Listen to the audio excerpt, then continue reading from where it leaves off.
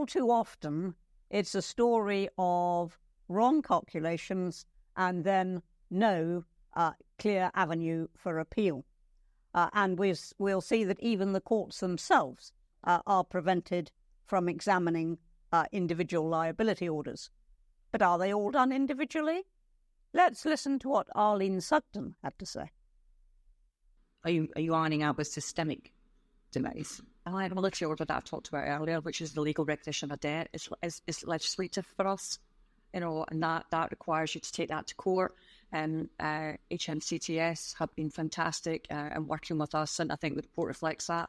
In moving to digital courts, where we take bulk liability orders, 100, 200 at a time, to speed things up rather than individual court appearances. So we are making progress on the liability order part of the process. Sanctions, unfortunately, is a personal appearance in court.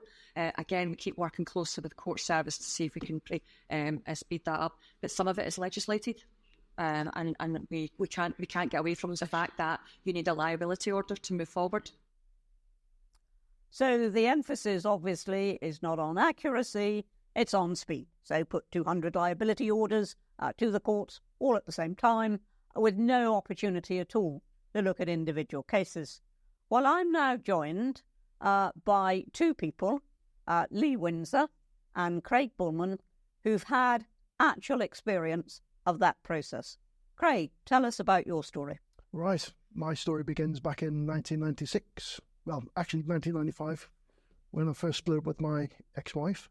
I went straight to the regimental admin office, set up a private payment, personal, to pay for the children. And then 1996, just before my deployment to Bosnia, I started getting letters from the CSA, and they were demanding money. And I was like, well, why you coming after me? I'm paying for my children. Anyway, it got so bad. In the end, I left after 16 years service because I just couldn't cope with their harassment. Come 2009, I got a liability order for £12,000. Based on what? Based on nothing. The dates that were in the liability orders were actually dates from when I was on a nil assessment, because I'd been off out of work because of a back injury.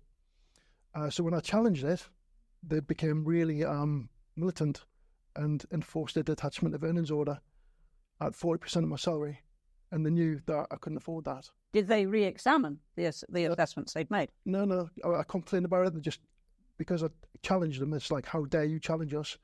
And then they slapped on the detachment. Can you not ask for a mandatory reassessment? Mandatory consideration. At the time, I didn't know nothing about all that sort of stuff. And they didn't tell you that there was a means of questioning it? I just kept complaining via email, and eventually my case ended up with ICE, and then ICE took the side of the CSA, and then they got to the Ombudsman, and they were going to take the side of the ICE report, but then when I realised that they'd missed my ward cement pension out, the Ombudsman asked the CSA, and then that was it. They admitted that they'd used incorrect enforcement, and the accuracy of the liability orders was totally inaccurate, and the information on there was misleading as well. So they've admitted they've made a mistake. So was that the end of the story? No, I was actually, when they admitted all to the issues, I'd already been made homeless. I'd been sent home from work with a severe breakdown, and I lost my employment as well as a result of it, and I've never recovered from it.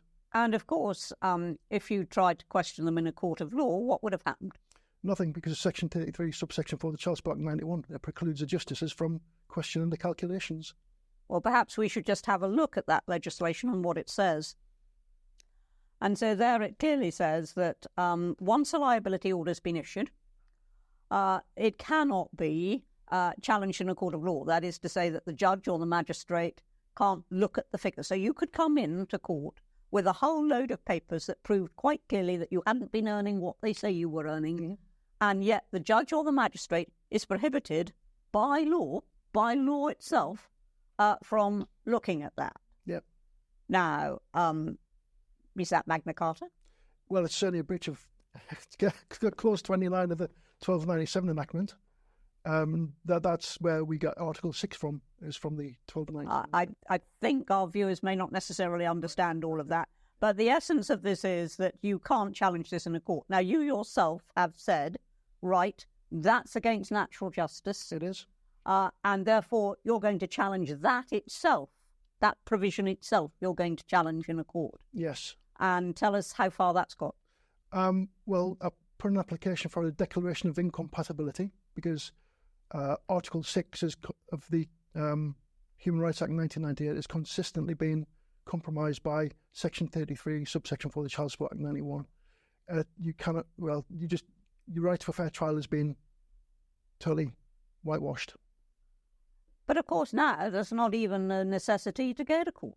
No. Because the Secretary of State has decided that he himself can just issue an order. Well, I would say that's a breach of the separation of powers. Well, let's see what he has to say. This is Lord Younger. And so this bill makes important improvements to CMS enforcement processes by amending existing powers. Once commenced, this will allow the Secretary of State to make an administrative liability order where the paying parent has failed to pay an amount of child maintenance without the need to make an application to court. So, even if you win your incompatibility fight, he can make the order anyway. So it seems to be loaded against you.